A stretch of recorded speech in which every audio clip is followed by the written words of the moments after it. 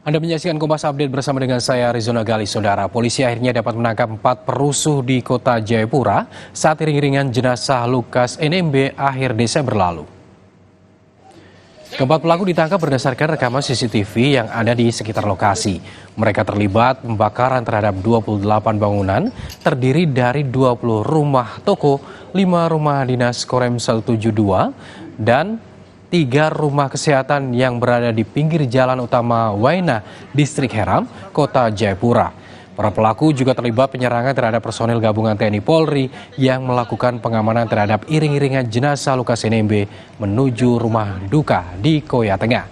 Keempat pelaku mengaku membakar bangunan itu untuk membuat kekacauan di Kota Jayapura.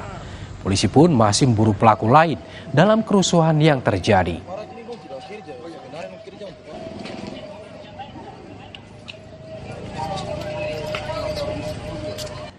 Demikian Kompas Update, saya Rizona Gali. Sampai jumpa. Kompas Update.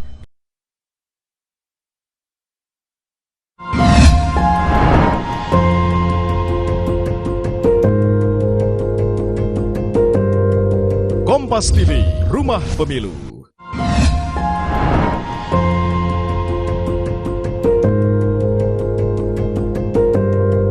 Kompas TV, Rumah Pemilu.